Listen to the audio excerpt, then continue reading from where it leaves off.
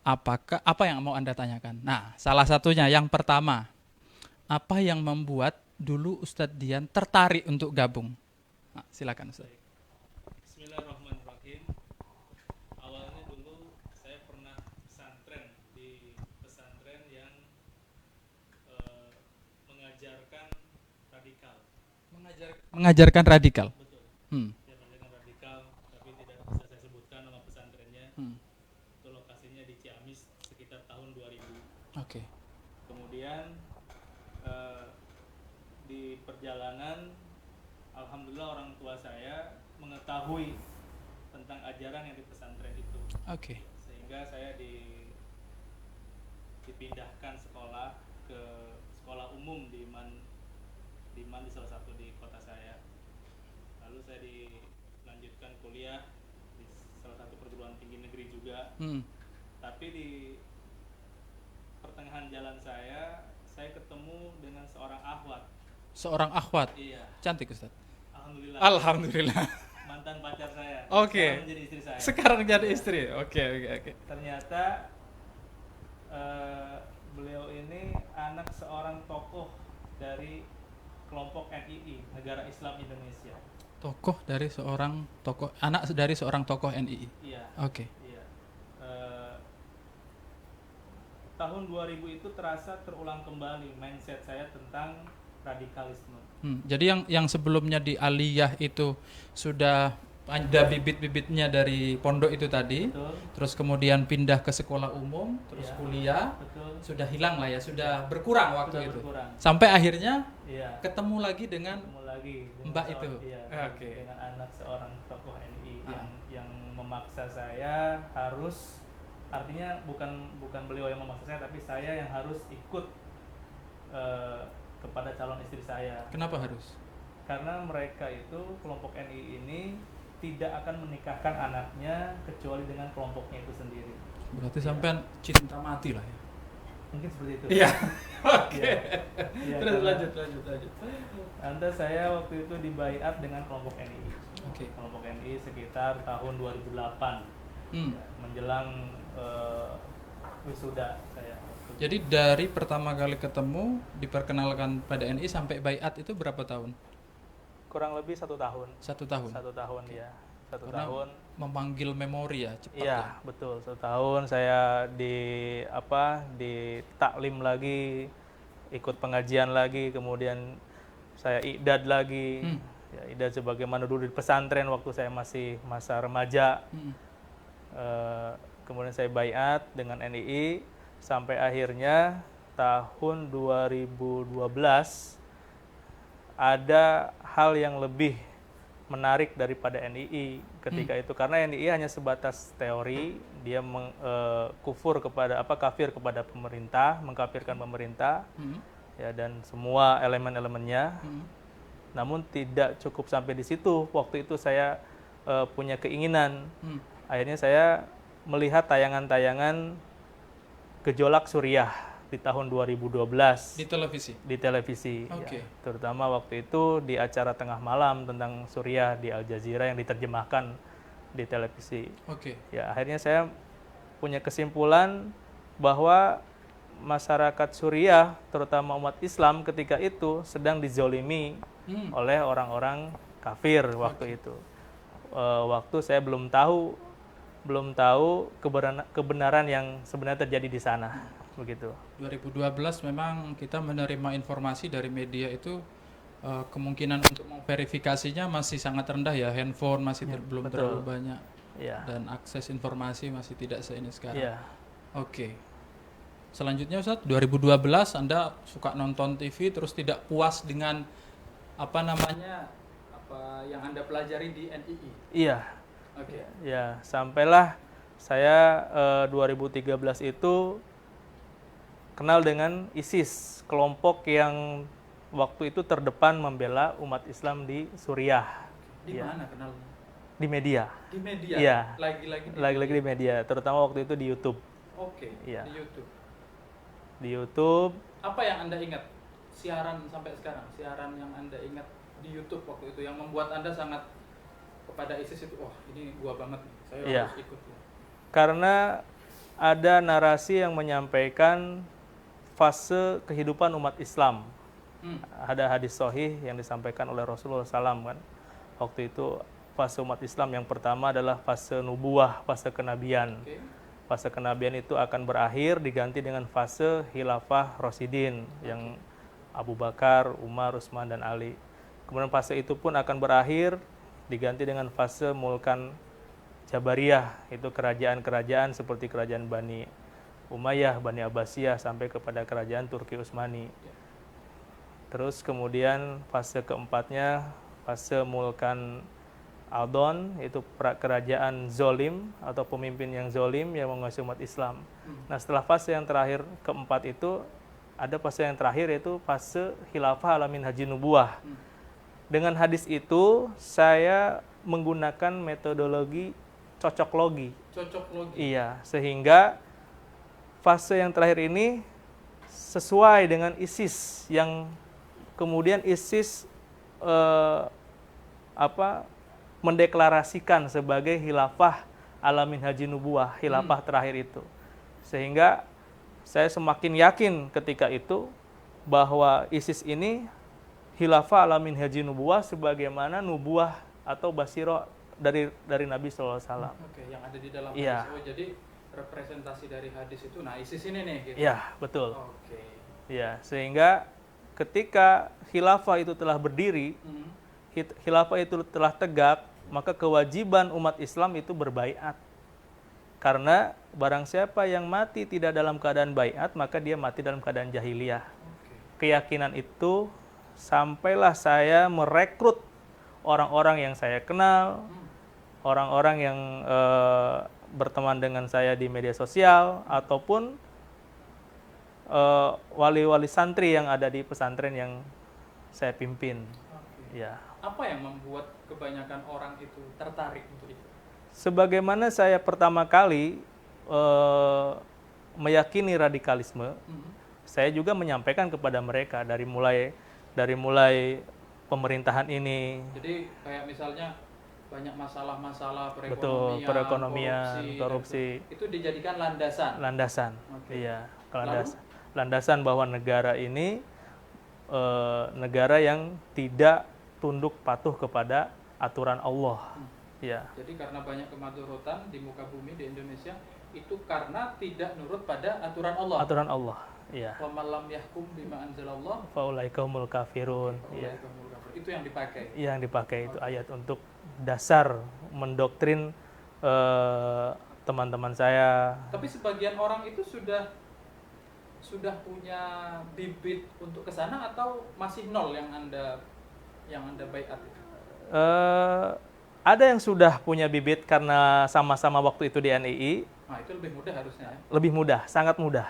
Tinggal terus. Betul, ya. Ada juga yang betul-betul nol yang saya waktu itu ajarkan. Kalau nol misalnya salah seorang di studio ini atau saya lah misalnya, saya nol. Kalau misalnya Anda melihat ingin berdakwah sama saya agar saya ikut ke sana, apa yang Anda katakan pertama kali? Saya pertama kali sampaikan kepada Mas ini bagaimana keadaan Indonesia. Refleksi. Iya, Indonesia, bagaimana keadaan Indonesia, apakah Indonesia ini sebagai negara yang makmur, sejahtera, padahal sumber daya alamnya sangat melimpah, tapi kenapa menjadi negara yang miskin, kenapa negara yang tidak maju, karena manusia-manusianya atau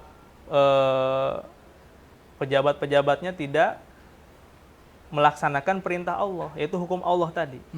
Ya, sehingga Allah terus menjadikan Indonesia ini sengsara atau terpuruk.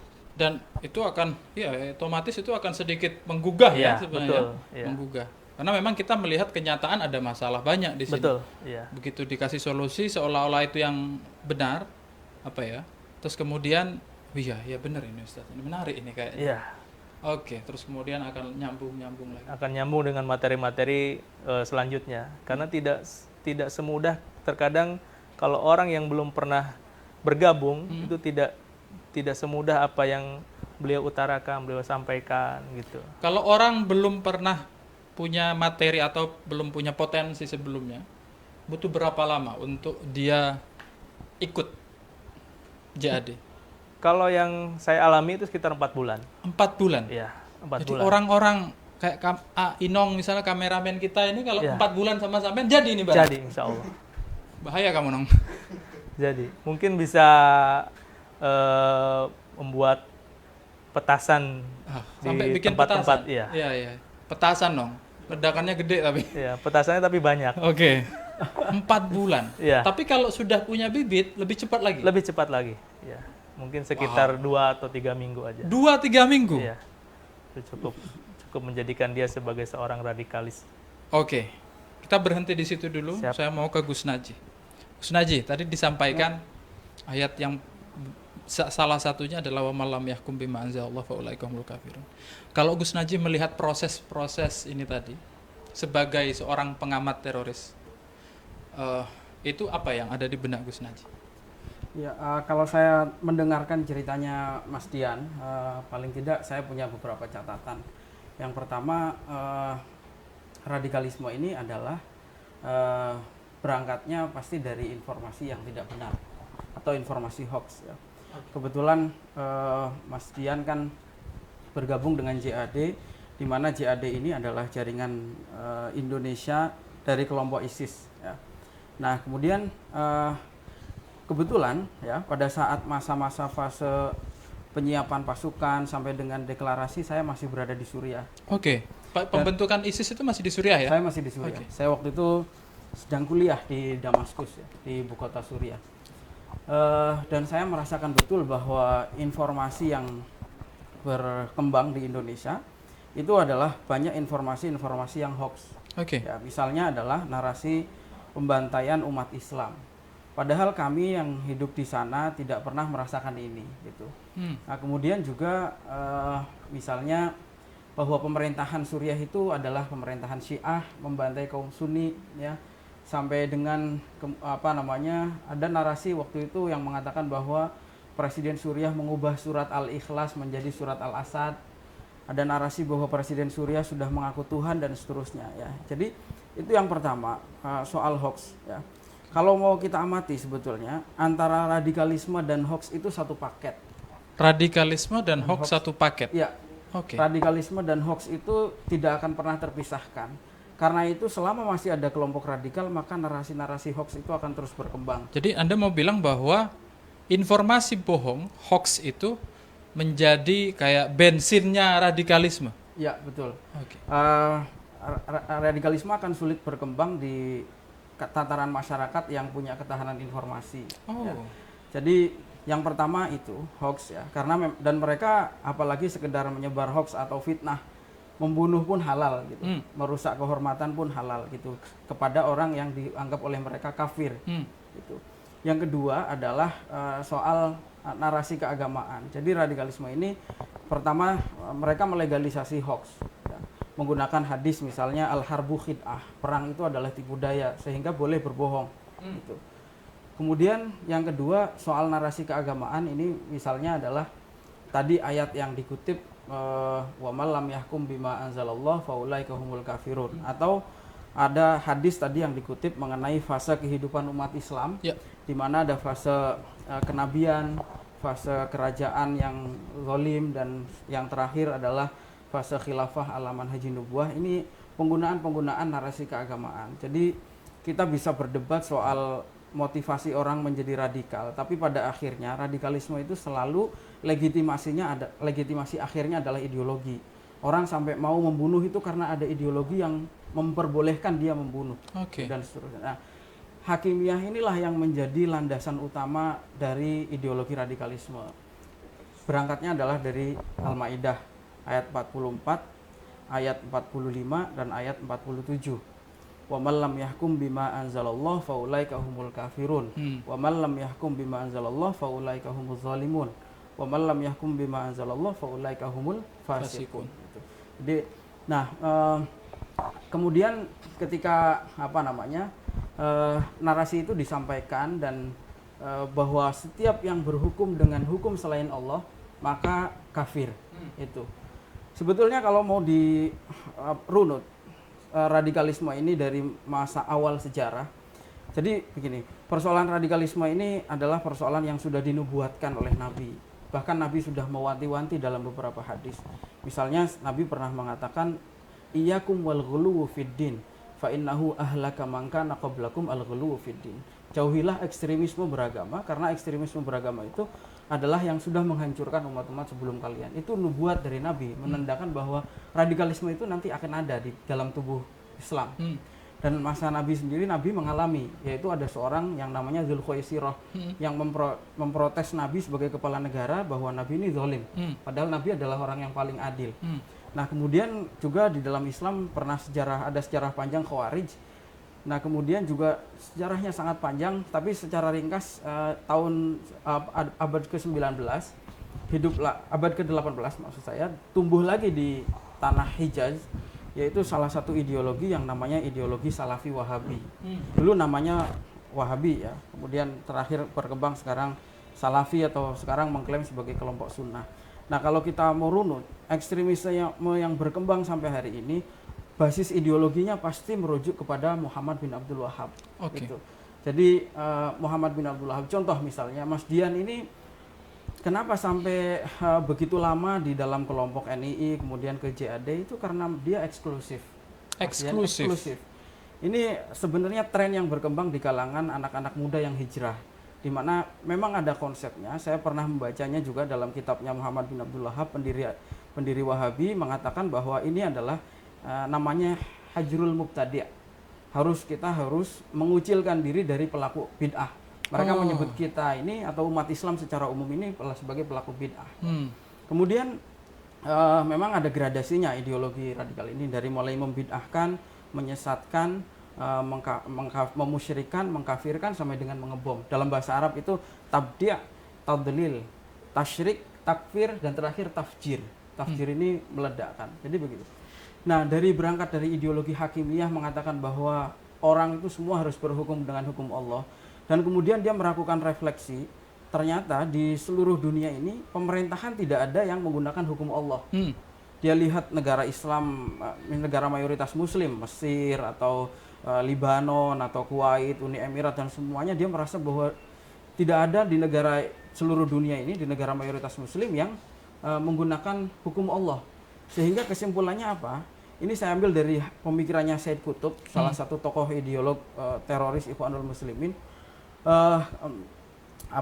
Jadi ini sayapnya Ikhwanul Muslimin yang ultra radikal ya. Kalau saya tidak berbicara Hasan al-Banna, tapi saya berbicara Said Qutb. Nah, Said Qutb ini menulis demikian di dalam kitabnya. Kesimpulannya bahwa karena tidak menggunakan hukum Allah, maka seluruh dunia ini kafir. Maka ketika ini dinamakan jahiliyatul alam. Jadi setelah hakimiyah, kemudian takfirul hukam, mengkafirkan pemerintah. Karena itu semua kelompok radikal itu pasti mengkafirkan pemerintahan. Kemudian mereka percaya bahwa alam ini sudah kembali ke jahiliyah, jahiliyatul alam, karena tidak ada lagi yang menggunakan hukum Allah, pemerintahannya dan rakyatnya mengikuti. Kemudian karena itu harus ada entitas politik Islam yang namanya khilafah atau daulah Islamiyah. Untuk mewujudkannya itu harus hijrah. Nah, ini di sini juga makanya ideologi hijrah ini agak sensitif. Hijrah itu baik pada dasarnya. Nabi dulu melakukan hijrah. Meskipun Nabi juga mengatakan bahwa la hijrata ba'dal fath. Tidak ada hijrah lagi setelah Fathu Makkah. Tetapi hijrah ini kemudian dikomodifikasi dan dijadikan sebuah doktrin. Dan yang menyusun doktrinnya itu adalah seorang radikalis Mesir yang namanya Syukri Mustafa. Beliau yang bersangkutan, Syukri Mustafa ini adalah pendiri Jama'atut Takfir wal Hijrah. Nah, setelah hijrah kemudian ada jihad. Nah, jihad inilah yang melahirkan kelompok-kelompok teror. Luar biasa, cukup komprehensif, Mas. 10 menit terkomprehensif ini. Tapi benar nggak tadi yang dijelaskan oleh Ustadz Gus Najih ini? Sekarang saya membenarkannya. Kalau kemarin? Kalau kemarin itu? Karena eksklusif, jadi saya tidak mendengar atau tidak menerima dari selain kelompok saya. Eksklusif. Eksklusif ini menjadi kata kunci atau pintu masuk sepertinya ya. Iya. Apa memang itu Anda waktu itu sebagai seorang ideolog, Anda mengajarkan agar eksklusif atau bagaimana? Kenapa mereka menjadi eksklusif? Di antara ciri-ciri radikalis atau radikal itu mereka dengan cara eksklusif. Jadi pengajiannya, acaranya, bahkan sampai pernikahan pun ada dengan cara eksklusif. Maksudnya pernikahan eksklusif itu gimana? Di kelompok kita itu ada 2 kali pernikahan. Hah? 1 orang 2 kali? Betul. Yang pertama itu kita menikah dengan cara kelompok kita. Oke. Misalkan begini, Mas. Jadi ada seorang laki-laki, dia ingin menikah dengan seorang perempuan. Ya. Nah, perempuan ini memiliki seorang bapak yang belum ikut kelompok kita. Maka dia dianggap kafir. Bapaknya? Bapaknya perempuan ini. Oke. Makanya dia tidak bisa dijadikan sebagai wali. Oke. Ya, maka pernikahannya harus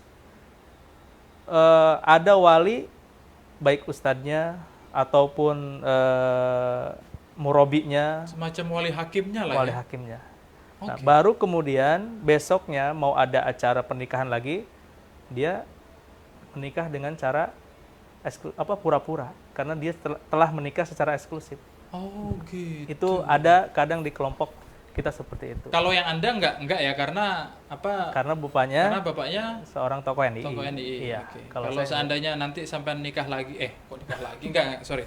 Kalau seandainya Anda mau tolong menikah jangan diaminkan. mau menikah dengan seorang perempuan, tapi si perempuan ini belum keluarga bapaknya, walinya itu tidak termasuk dari anggota JAD, Ya. maka dianggap dia kafir, dan hukum ketika walinya kafir adalah menggunakan wali hakim, Betul. yaitu dari anggota sendiri. Iya. Karena saya pernah punya pengalaman, Pengalaman apa nih? ada 3 akhwat Oke. yang datang ke tempat saya, ke pesantren saya. Mereka menyampaikan maksud tujuannya bahwa mereka akan menikah dan meminta saya untuk menjadi wali. Ya. Karena waktu itu saya belum punya anak perempuan sebesar itu, maka saya menolak permintaan mereka dan menyarankan kepada ustadz yang lebih senior atau bahkan yang lebih usianya lebih dari saya begitu. Oke. Jadi saya bisa katakan seperti itu. Sampai se-eksklusif Iya, itu ya. itu Tapi Anda waktu itu didapatkan. memang karena eksklusifnya tidak pernah ketemu dengan penjelasan-penjelasan seperti Gus Najih ini.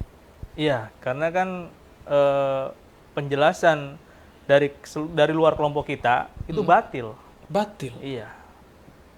Kita melihat misalkan ustadz-ustadz yang dikatakan kondang lah ya, seperti Ustadz Abdul Somad gitu ya, atau seperti ustadz-ustadz yang lain, Ustadz Agim, Iya. itu perkataannya batil. Batil. Iya, di luar kelompok kita waktu itu. Jadi otomatis sudah tidak diterima. Tidak terima. Iya. Jadi bahkan di kita itu ada beberapa ustadz yang bahkan tidak pesantren, dadakan dia langsung menjadi seorang Kenapa ustadz. dia dipercaya menjadi ustadz? Karena menyampaikan sesuai dengan materi yang kita sampaikan, Oke, dengan cara yang bagus. dengan cara yang sama. Berarti tantangannya, kalau boleh saya garis bawahi ini, adalah bagaimana kita membuka pemikiran orang yang Betul. ikut. Iya, Caranya gimana, Mas? Anda kan yang menutup nih. iya, Nah, kan? Sekarang kalau saya balik ini, Anda kan sudah nutup pemikiran orang. Orang datang ke Anda. betul, Ustadz, saya begini-gini, akhirnya Anda bilang bla bla, akhirnya kayak menutup itu kan. betul. Bagaimana caranya agar itu terbuka kembali? Masya Allah, sebelumnya saya sampaikan bahwa ternyata merekrut dengan menyadarkan itu lebih berat menyadarkan daripada merekrut. Sampai sudah ngerekrut berapa? Ya lebih dari 100. Lebih dari 100. Ya, mudah-mudahan dengan acara ini pun menjadi kifarat dosa-dosa saya. Amin, amin, amin, amin, amin. Dosa-dosa saya yang lalu, ya. Ini harusnya ada 1000-an lebih yang menonton biasanya. Insya Allah, ya. Iya. Mudah-mudahan ya bagi teman-teman yang mengenal saya juga yang masih di luar, ya kan. Ya. Mudah-mudahan mereka juga kembali ke Islam yang sebenarnya, Islam rahmatan lil alamin, Islam yang berkasih sayang dengan seluruh alam, tidak eksklusif lagi seperti yang dulu saya ajarkan. Nah, gitu. sekarang kembali ke pertanyaan. Cara ngebukanya pintu yang tertutup itu gimana? Karena kan susah ngobrol sama orang tertutup ini, itu hal yang paling susah. Betul.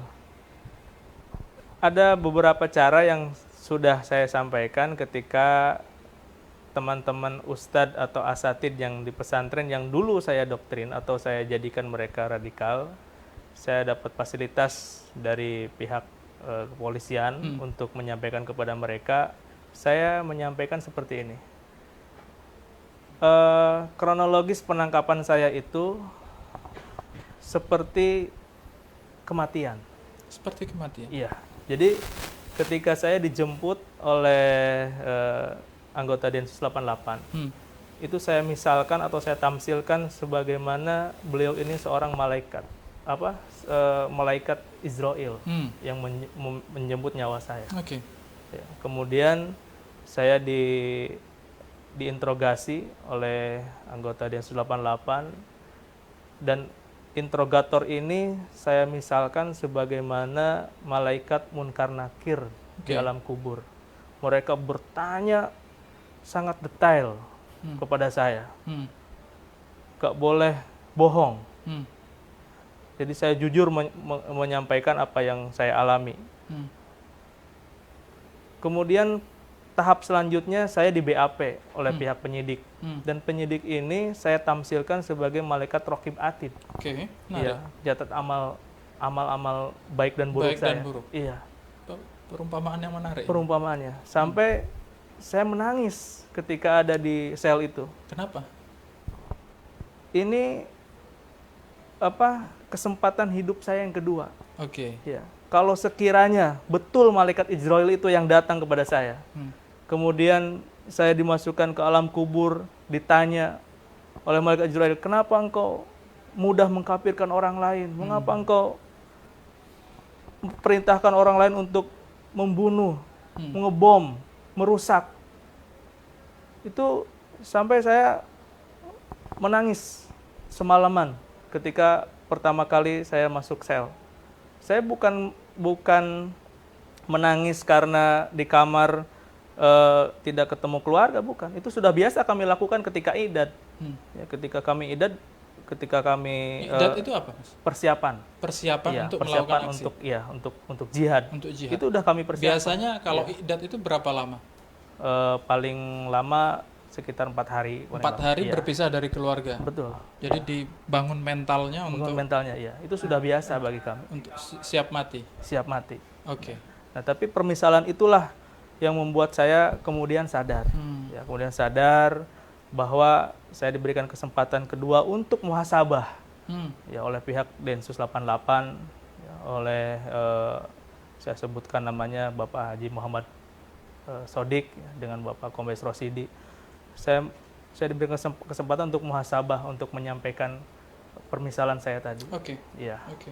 Jadi, saya tadi umpamanya saya sudah datang ke Anda, saya dibaiat, terus saya melakukan saya berbaiat sama JAD, terus kemudian Anda insaf, saya belum. Saya datang ke Anda sekarang. Apa yang akan Anda katakan agar saya itu insaf? Saya sampaikan bahwa ayat yang pertama saya sampaikan ketika saya mendoktrin yang tadi diutarakan wa man lam yahkum bima anzalallahu fa ulaikumul kafirun itu, bahwa negara ini tidak sesempit pemikiran kita dahulu.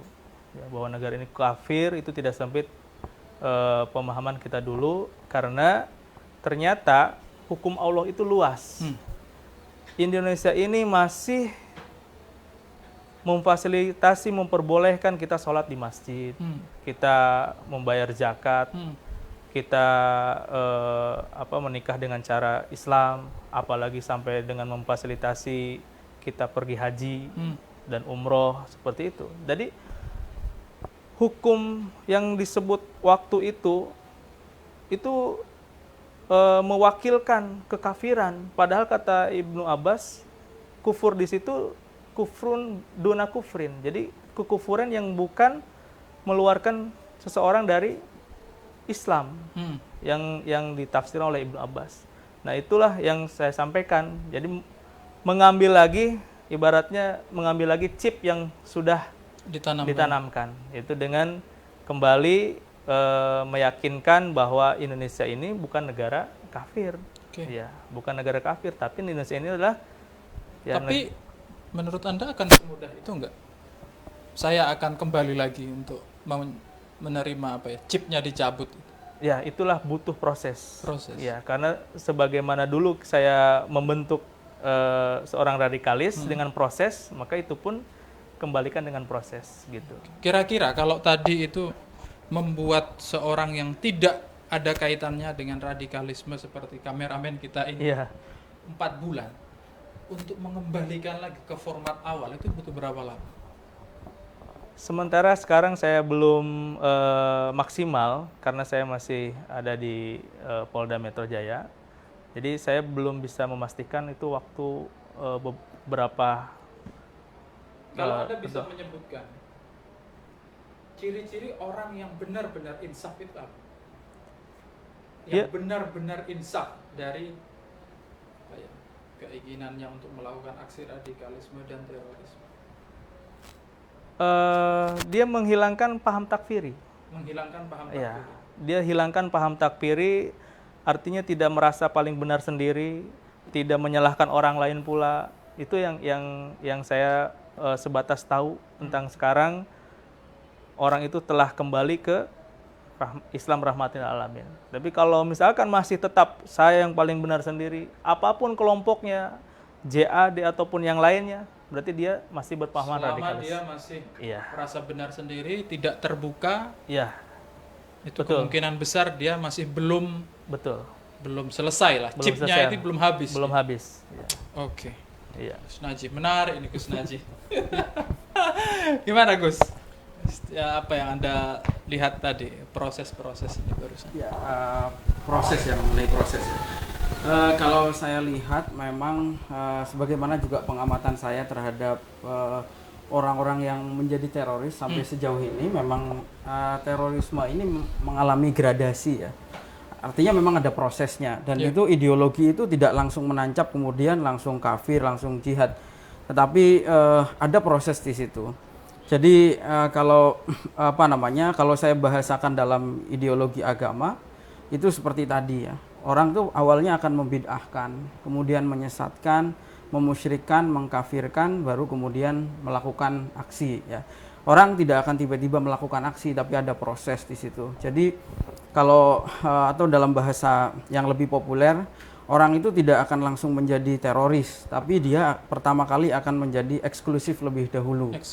Eksklusif lebih dahulu. Inilah yang namanya hajrul mubtadi' tadi dalam bahasa ideologi pendiri madhab Wahabi, aliran Wahabi. Kemudian yang kedua adalah setelah dia eksklusif, kemudian dia mulai intoleran, menganggap bahwa kebenaran itu adalah yang hanya ada di kelompoknya sendiri. Tertutup dulu, terus kemudian benci sama yang berbeda. Iya, karena kemudian intoleran ya. Kemudian yang ketiga menjadi radikalis, di mana dia sudah mulai menggunakan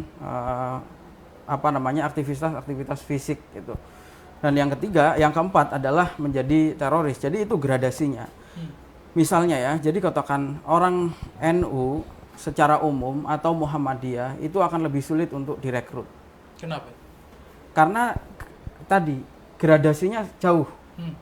Beda dengan misalnya orang HTI. Orang HTI itu dengan sangat mudah direkrut karena ibarat lahan. Orang yang sudah ditanami ideologi HTI itu subur. Lahan yang subur untuk direkrut menjadi teroris. Itu kenapa kita harus bukan hanya melawan ideologi terorisme, tapi juga melawan ideologi eksklusif dan intoleransi. Jadi memang ini harus dari hulu ke hilir, harus menyeluruh.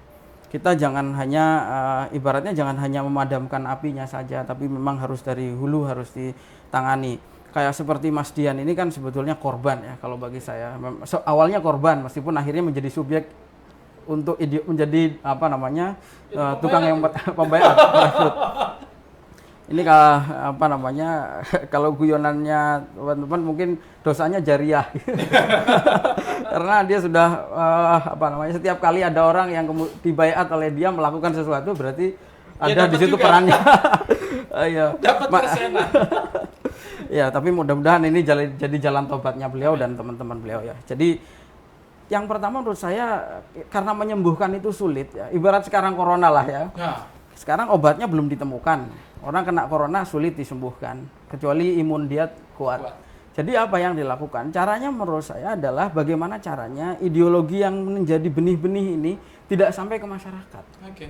Jadi yang kita lawan tuh bukan hanya JAD, JI, tapi kita juga harus lawan ini yang jadi benih-benih. Kelompok Hizbut Tahrir, kelompok Salafi Wahabi yang suka membid'ahkan, menyalahkan orang, merasa benar sendiri. Kemudian kelompok Ikhwanul Muslimin yang irisannya yang keras. Nah ini yang harus kita antisipasi, jangan sampai ini sampai ke masyarakat, agar supaya masyarakat itu terjaga gitu. Karena kalau sudah terekrut, memang mengembalikannya akan lebih sulit gitu. Merekrutnya jauh lebih mudah karena logikanya sangat sederhana dan sangat rasional gitu. Seperti contoh misalnya ya, tadi Mas Dian sempat mencontohkan membandingkan kitab suci dengan undang-undang. Mungkin kita baru 2 hari yang lalu saya kira saya melihat flyer juga dari HTI, meskipun HTI ini sudah dibubarkan oleh pemerintah, tapi toh kan hampir tidak ada dampak apa-apa ya, karena mereka masih terus melakukan pergerakannya secara masif. 2 hari yang lalu saya masih sempat membaca flyer acaranya HTI menyebutkan bahwa ayat undang-undang, ayat suci Al-Quran di atas ayat konstitusi. Ini kalau diterima oleh orang awam ini sangat masuk akal gitu. Al-Quran jelas di atas undang-undang gitu. Permasalahannya kenapa orang-orang HTI itu sampai bikin dustur atau konunnya Taqiyuddin An-Nabhani? Harusnya dibalik pertanyaan itu. Kenapa tidak menggunakan ayat langsung gitu? Kenapa harus mengekor pada Taqiyuddin An-Nabhani dalam Ormas Hizbut Tahrir? Kenapa tidak harus langsung ngambil dari Al-Quran misalnya? Menyamakan Nabi dengan Jokowi misalnya, dengan presiden ya. Itu kan salah satu metode-metode doktrin, apalagi tadi dibumbui dengan kegagalan pemerintah dalam mensejahterakan rakyat, dalam memberantas korupsi, kemiskinan dan seterusnya. Ini akan sangat mudah diterima dan menyadarkannya akan sulit gitu, karena menyadarkan seseorang dari teroris menjadi jadi seorang dari teroris pun saya kira pertobatannya pun tidak akan langsung, misalnya dari JAD langsung ke Muhammadiyah atau dari JAD langsung ke NU, itu tidak. Saya kira dia juga akan mengalami gradasi ya. Dari JAD pasti tobatnya mungkin akan ke FPI dulu itu misalnya itu. Dia tidak akan langsung ke. Jadi proses kita harus melakukan prioritas pencegahan. Prioritas pencegahan sebelum ideologi ini meracuni masyarakat harus dihalau terlebih dahulu. Nah, inilah di sini butuh ketegasan pemerintah itu. Butuh ketegasan pemerintah dalam melawan narasi-narasi atau mencegah tersebarnya narasi-narasi ini ke masyarakat. Saya masih bisa melihat, kita semua lah masih bisa mengakses di web kita di internet dengan begitu bebas ya. Bahkan tutorial bom bunuh diri itu bisa kita download di Google. Itu kan di mana peran pemerintah selama ini, di mana peran Kementerian Kominfo misalnya atau BNPT dan seterusnya. Ini kenapa tidak pernah ditindak gitu. Nah, ini padahal inilah yang menjadi benih-benih selain informasi-informasi hoax, dan tentu juga pemerintah nantinya akan butuh bantuan dari masyarakat karena pemerintah ini kan tentu juga mengalami banyak keterbatasan. Karena itu selaku silent majority, kelompok moderat, Ahlus Sunnah wal Jamaah, kelompok Islam yang moderat itu harus bekerja keras, harus bahu-membahu membawa narasi-narasi yang sejuk di media sosial, di internet. Jangan sampai narasi-narasi kelompok seperti JAD ini yang memenuhi. Pengalaman seperti Mas Dian ini bukan terekrut oleh ISIS, bukan oleh jaringan, tapi oleh internet, dan proses baiatnya pun melalui internet. Ini yang dinamakan dengan self radicalism, di mana dia menjadi teroris dengan otodidak itu, dengan lone wolf, dan itu lebih berbahaya itu karena aksinya tidak pernah ada perintah dari amirnya atau bagaimana gitu. Dia bisa melakukan aksi kapan saja pun dengan metode yang sangat sederhana, misalnya menggunakan pisau dapur, ada khotib di masjid yang tidak sepaham dengan dia kemudian ditusuk, dan ini peristiwa yang terjadi di Timur Tengah gitu. Saya mengalaminya berkali-kali, termasuk guru saya itu termasuk yang menjadi korban ya. Guru saya ini namanya Syekh Said Ramadan Al-Buti rahimahullah, tahun 2013 saat sedang melakukan pengajian rutin mengajar tafsir di Jami' Al-Iman di Damaskus. Kemudian ada orang yang tidak sepaham ini berjalan dari belakang, soft paling belakang, kemudian sampai jarak antara dia dan guru saya ini 6 meter, kemudian meledakkan diri. Ini kenapa bisa seperti itu? Ini karena contoh-contoh gradasi dari mulai pembid'ahan, penyesatan, pengkafiran. Nah, begitu kelihatan melihat Timur Tengah yang porak-poranda seperti itu, kita nggak boleh tenang-tenang karena jaringan yang di Indonesia ini sesungguhnya adalah jaringan induknya yang di Timur Tengah, yang sudah memporak-porandakan Timur Tengah, dan ideologinya sama itu.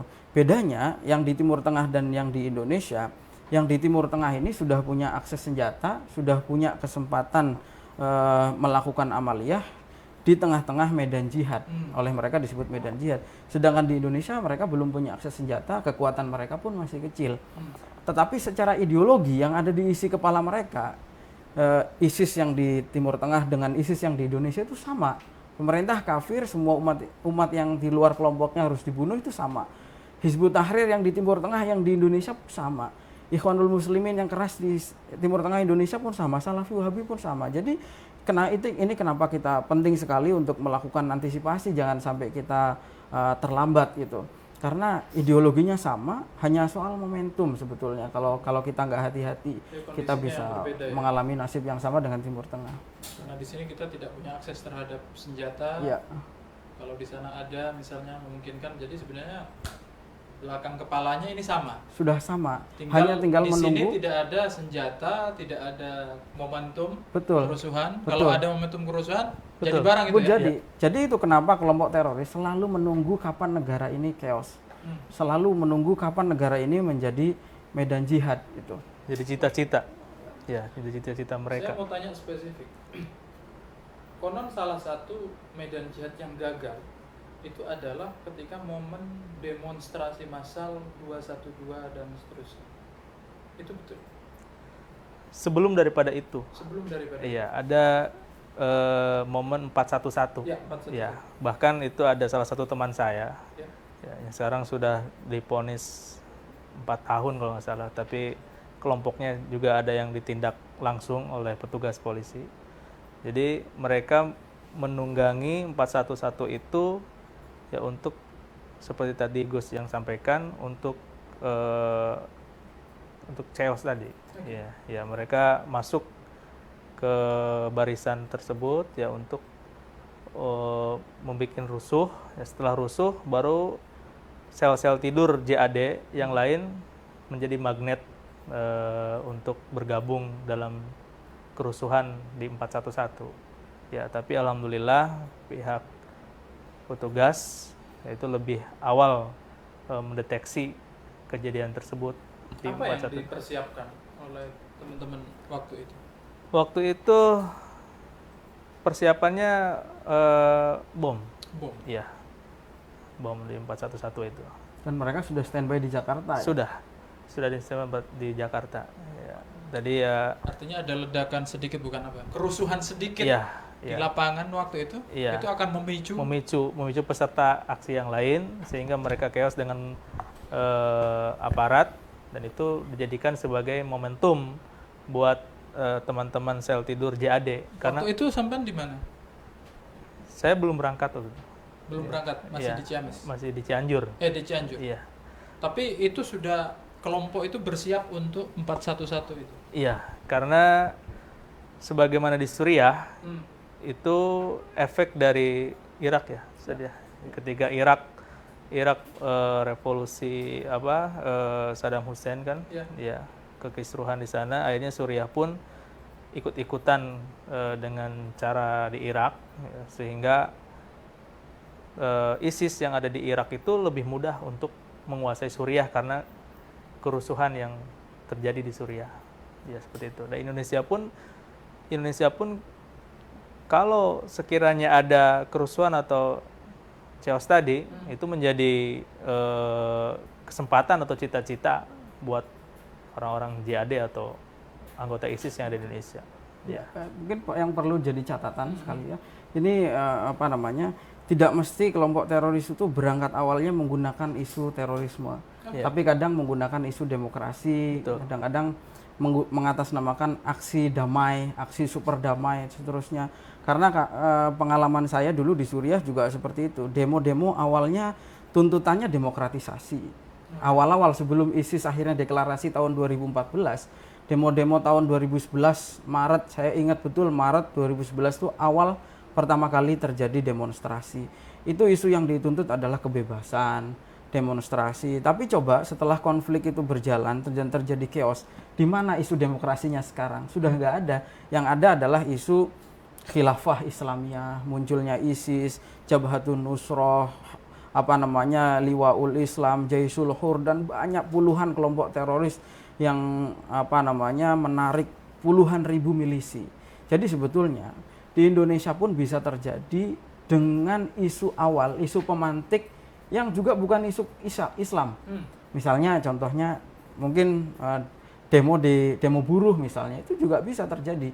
Atau demo adalah kerusuhan. Intinya adalah kerusuhan. Mereka memang mencari kerusuhan. Nanti setelah kerusuhan itu berjalan, mereka akan datang. Dan di Suriah itu memang awal-awal yang demo penduduk asli Suriah. Tapi seiring berjalan waktu, puluhan ribu orang dari seluruh dunia kemudian membanjiri Suriah dengan motivasi hijrah dan jihad. Hijrah dan jihad. Saya ingat tulisannya Sidney Jones. Kelompok-kelompok ini, kelompok teroris radikal ini sebenarnya memang kelompok yang berbeda, tapi bacaannya sama. Jadi ketika misalnya seperti hijrah misalnya kadang-kadang dan itu juga yang tadi disinggung. Tapi ngomong-ngomong ini tentang proses pertobatan yang susah. Proses pertobatan, saya membayangkan seseorang yang sudah meyakini ideologi tertentu, lalu kemudian kembali ke ideologi yang lain, itu ada pergolakan batin yang luar biasa. Kalau secara pribadi, pergolakan batin yang paling dahsyat yang Anda alami itu apa? Pertama, saya mungkin akan dikeluarkan dari keluarga besar. Ya, karena seperti yang tadi saya ceritakan di awal, ya, bahwa waktu itu bapak mertua saya kan masih sangat ada di tokoh NI sebelumnya, kemudian jadi tokoh JAD gitu. Ya, sebelumnya itu pergolakan yang ada dalam batin saya, sampai saya menyampaikan kepada istri saya, ya, sekiranya kalau saya nanti misalkan diusir, ya, kamu memilih siapa? Gitu, ya. Kamu milih siapa? Milih orang tua apa milih saya? Ya, alhamdulillah karena istri juga sangat memahami saya, dan waktu itu istri juga tidak banyak terlibat dalam JAD ini. Hanya ya alhamdulillah tidak sampai ke kejadian tadi, hanya pergolakan dalam hati aja. Pergolakan Anda membayangkan itu. Betul, ya. Dan tapi akhirnya alhamdulillah bersamaan dengan bapak mertua saya, kita kembali bersama-sama. Ya, karena waktu itu ada kejadian dalam kelompok yang waktu itu saya bina, itu ada perpecahan, ya, perpecahan ideologi. Ya, ideologi ada sebagian asatid kami atau ustadz di kelompok kami ini lebih mengedepankan mempercepat amaliyah. Mempercepat amaliyah dari yang seharusnya. Mempercepat amaliyah dalam momentum Pilpres. Iya, padahal waktu itu saya dan bapak mertua belum mengukur kekuatan untuk mengacaukan Pilpres. Ya, tapi ada alumni Afghanistan waktu itu, ya, alumni Afghanistan yang mendoktrin sebagian kelompok kita untuk mempercepat amaliyah. Ya. Sehingga di Pilpres ini kita akan meledakkan TPS di berbagai macam di wilayah Jawa Barat. Ya. Kita sudah mempersiapkan petasan, sudah mempersiapkan racikan dan sebagainya. Nah, sehingga ketika saya dan bapak mertua memutuskan untuk tidak melanjutkan, mereka akhirnya melepaskan diri dari kelompok ini, ya, dengan kelompok JAD lain, ya, dengan kelompok JAD lain, sehingga penangkapan mereka dan proses pertobatan kami, ya, bapak mertua saya dan teman-teman yang ada di pesantren, nah itu agak panjang perjalanannya sampai kami dijemput oleh petugas Densus 88. Ya. Oke. Ini Mas, negara kita Indonesia ini banyak sekali lembaga yang menangani aksi terorisme, radikalisme, Ya. kepolisian, BNPT dan yang lain-lain. Saya pikir usahanya sudah sangat maksimal, Betul. cuman memang tantangannya jauh lebih besar. Dalam perspektif jenengan, dalam perspektif Anda, untuk meningkatkan efektivitas agar lebih banyak yang taubat atau lebih banyak yang yang insaf, apa sih yang perlu ditingkatkan dari penanganan itu? Mengikut sertakan mantan-mantan napiter dalam menjalankan atau cara mentobatkan teman-teman yang masih di JAD. Saya mohon maaf. Nanti malah balik lagi.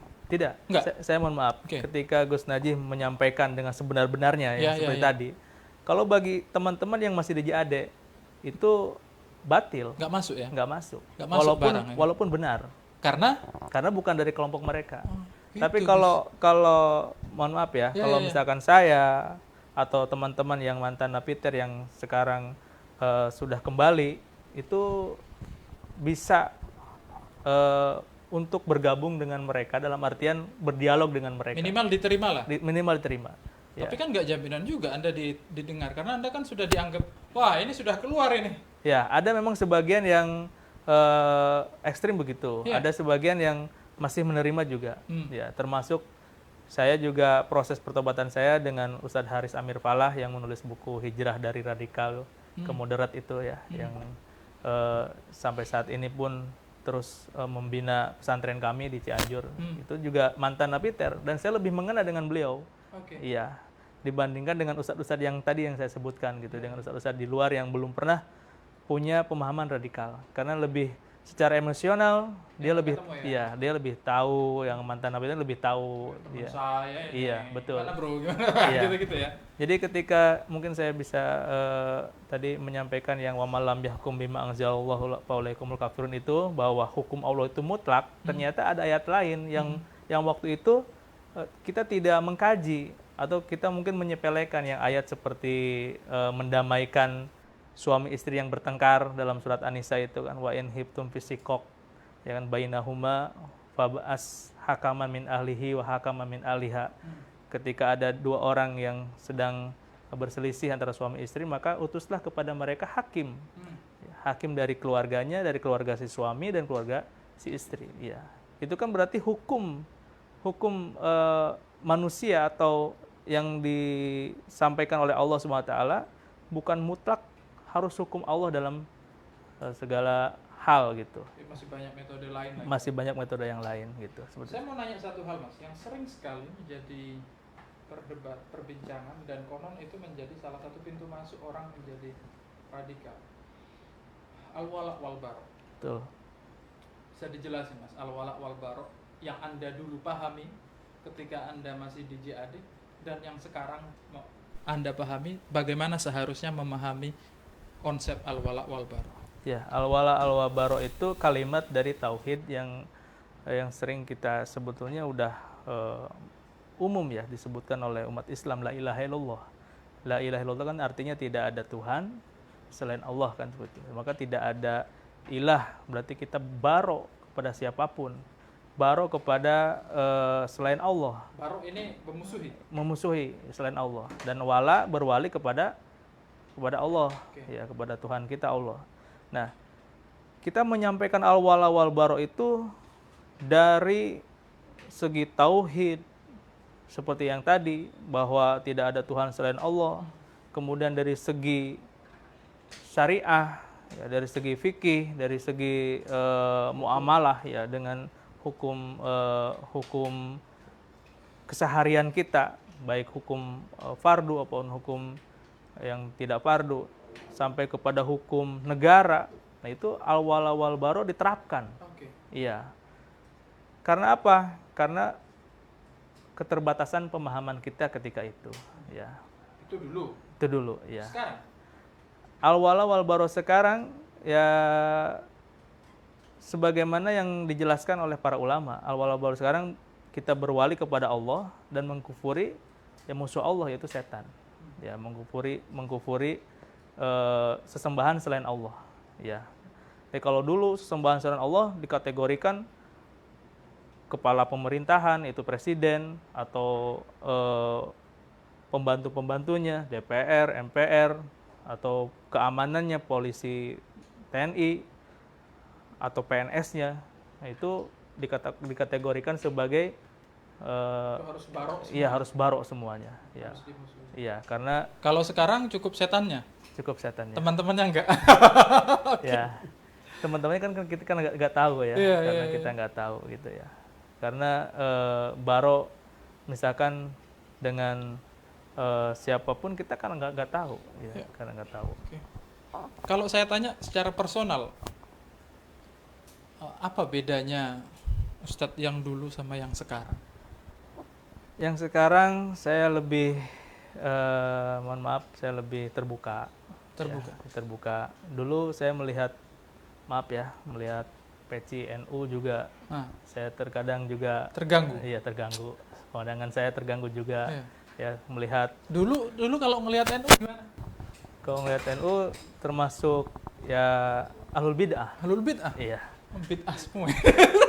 Ahlul bid'ah. Iya, Tapi iya. saya pernah ke Malaysia, memaksa saya untuk kunut saya waktu di Malaysia. Maksudnya sampean dipaksa kunut atau terpaksa kunut? Terpaksa kunut di Kenapa? Malaysia. Ya karena di sana kan harus kunut gitu ya. Oke. Harus kunut. Begitu. Jadi ya, pernah jadi NU sebentar lah ya. Iya. Ya mazhab Syafi'inya begitu. Jadi Oke. Kalau yang saya sekarang lebih terbuka. lebih terbuka, ya insya Allah lebih terbuka, lebih toleran ya. Saya lebih toleran. Saya lebih membuka diri dengan siapapun ya. Tidak mudah menyalahkan orang lain dan tidak juga merasa paling benar sendiri. Ternyata ketika saya mendapat ilmu baru, saya merasa bodoh gitu. Ketika saya mendapat ilmu baru, sebagaimana tadi Gus Najih sampaikan, oh ternyata saya belum ada apa-apanya dibandingkan saya waktu di JAD, saya paling benar. Ya, saya paling benar. Mereka merujuk ke saya. Teman-teman yang saya bantu merujuknya ke saya, ada perkara apa ini Ustadz, bagaimana ini, bagaimana. Ya, bahkan mereka tidak mendengar seperti ustadz-ustadz yang lebih berilmu dari saya, seperti seperti yang lain gitu. Udah. Pokoknya apa yang Anda katakan dipercaya langsung. Percaya sudah. Kerja sebagai kebenaran. Iya. Nah Kalau itu. di NU itu enggak. Iya. Kalau ada penjelasan, nanya sama yang lain lagi. Jangan-jangan penjelasannya lebih mudah ini katanya. Iya, iya, betul. Iya. Oke. Saya mau terakhir ke Gus Najih, Gus. Gus, tadi tantangan terberatnya adalah tertutup. Terus kemudian ada layer selanjutnya sampai pada pengeboman. Tadi Gus Najih sempat mengatakan bahwa masih banyak tantangan ini, masih banyak yang belum bisa tercover oleh pemerintah di dalam hal ini. Ada dua hal yang ingin saya tanyakan. Apa yang harus yang harus ditingkatkan oleh pemerintah di dalam hal ini untuk menangani kasus terorisme dan radikalisme? Yang kedua, kolaborasi dengan lembaga kemasyarakatan seperti NU, Muhammadiyah. Kalau Gus melihat itu seperti apa? Ya, itu penting. Saya mau mengomentari soal al-wala wal bara dulu. Jadi memang ini kalau kita cari di Al-Quran, konsep ini nggak ada. Al-wala wal bara ini tidak ada. Di hadis juga tidak akan kita ketemukan.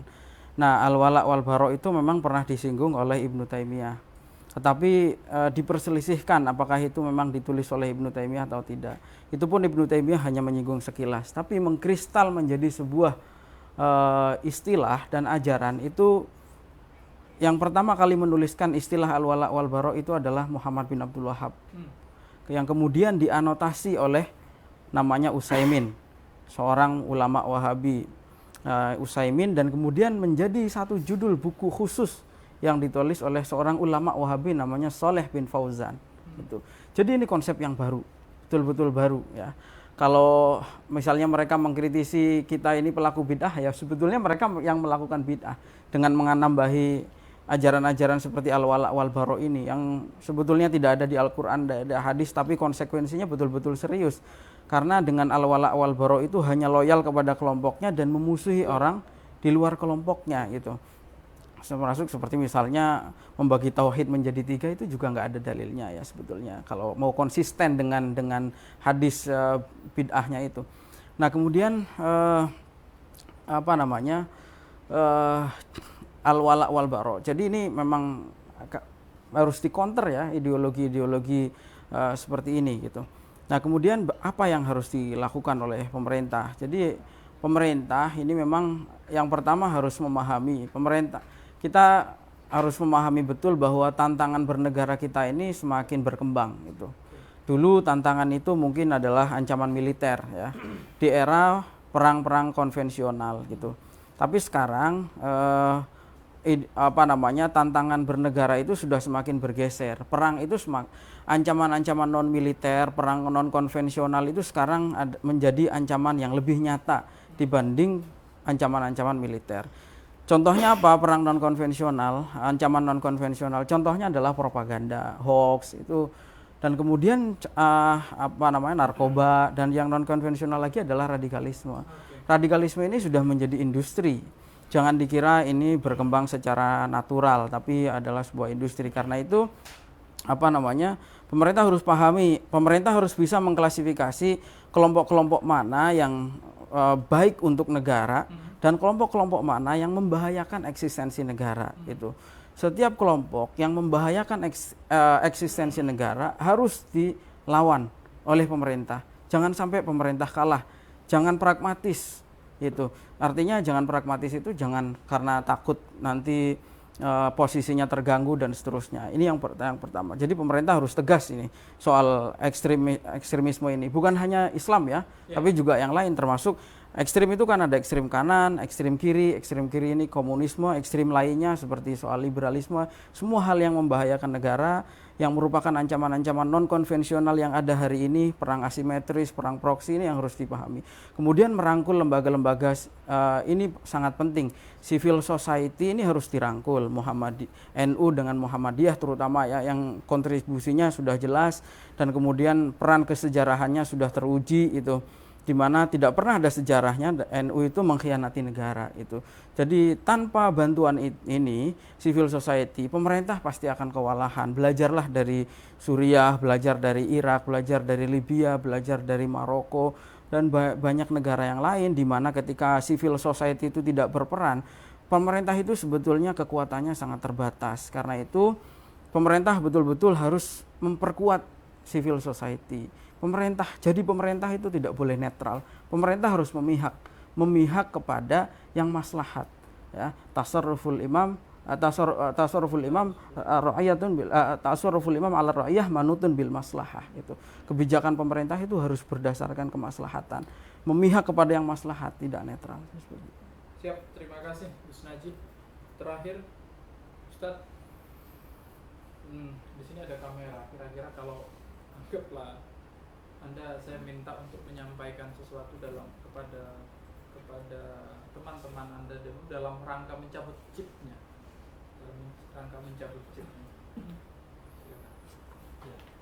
Terima kasih. Pertama saya sampaikan permohonan ampun saya kepada Allah Subhanahu wa taala atas apa yang pernah saya lakukan. Yang kedua, saya memohon maaf sebesar-besarnya kepada seluruh masyarakat Indonesia, khususnya yang menyaksikan tayangan ini. Yang ketiga, buat teman-teman saya yang masih ada di luar atau yang masih berkeyakinan dengan pemahaman takfiri, segeralah kembali pada ajaran Islam yang sebenar-benarnya, kajian yang sebenar-benarnya, mengkaji Islam dari awal lagi, mengkaji Islam dengan rujukan ulama-ulama khususnya di Indonesia yang menyebarkan atau mengajarkan Islam rahmatan lil alamin, yaitu Islam universal, Islam yang mengajarkan kasih sayang kepada seluruh alam, Islam yang dibawa oleh Nabiur Rahmah, yaitu Nabi yang maha penyayang. Bahkan Nabi SAW dalam perang pun tidak boleh merusak kecuali dia berperang dengan musuhnya. Nah ini apalagi kita dalam keadaan damai, bukan dalam keadaan perang. Jadi kegiatan atau waki yang ada di Timur Tengah jangan sampai dibawa ke Indonesia, karena itu akan merusak kedamaian atau ketentraman bernegara di negara kita. Terima kasih. Syukron Ustaz. Terima kasih Gus Najih, terima kasih atas waktunya. Diskusi yang sangat hangat, santai dan cukup mendalam. Kita punya banyak solusi atas punya banyak pandangan terbaru bagaimana menanggapi situasi yang dialami oleh perjalanan yang dialami oleh teman-teman yang melewati tahapan-tahapan menjadi teroris itu. Teman-teman dimanapun Anda berada, kita tiba di penghujung acara setelah kita melakukan diskusi panjang lebar dengan Ustadz Diansyah, bagaimana beliau melalui fase pendidikannya bertemu dengan ideologi NII di awalnya, sempat sedikit terhapus dengan beliau kuliah di salah satu perguruan tinggi dan mendapatkan keterbukaan pengetahuan dari ilmu-ilmu yang dia baca di kampus umum. Lalu kemudian kembali lagi mendalami ideologi NII karena perjalanan asmara dan kemudian berbaiat kepada JAD karena media. Ini harus dicatat, sangat penting, media sangat berpengaruh dalam perjalanannya Ustadz Diansyah. Dan mungkin bagi banyak orang 2012 waktu itu menyaksikan tayangan-tayangan gejolak di di Timur Tengah melalui salah satu stasiun televisi nasional, dan itu membuat seorang yang awalnya tidak ingin terlalu aktif menjadi seorang teroris kemudian terpanggil. Nah, itu merupakan perjalanannya. Catatan dari diskusi kami, hal yang cukup challenging untuk mengembalikan orang yang sebelumnya terlibat menjadi teroris atau ikut berbaiat kepada kelompok teroris adalah, pertama adalah memastikan mereka untuk berpikir secara terbuka. Berpikir secara terbuka karena tantangan utama ketika orang ingin berbaiat kepada kelompok teroris adalah menutup pikirannya. Pikirannya akan sempit, hanya menerima apa yang menjadi masukan dari kelompoknya sendiri, sementara obat dari itu kadang-kadang atau kebanyakan datang dari luar. Maka untuk itu bagi teman-teman yang selama ini teman-teman yang selama ini berkumpul dengan sebuah kelompok yang mengharuskan Anda berpikir sempit, Anda harus hati-hati. Anda harus mulai mempertanyakan pemikiran Anda dan membuka selebar-lebarnya, mempertanyakan pemikiran mentor Anda atau murabbi Anda, berpikir selebar-lebarnya, mendapat informasi tentang hal tersebut dari berbagai sumber yang bisa Anda capai, terutama dari, kalau itu berhubungan dengan agama, maka tidak ada lain kecuali Anda datang kepada seorang yang alim, yang alamah di bidang itu, mempertanyakan hal yang ingin Anda tanyakan kebenarannya.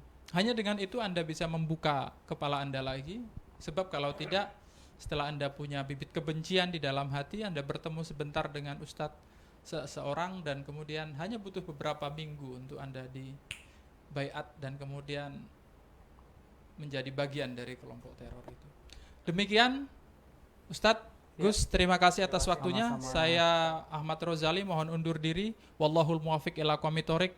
Wassalamualaikum warahmatullahi wabarakatuh. Waalaikumsalam warahmatullahi wabarakatuh.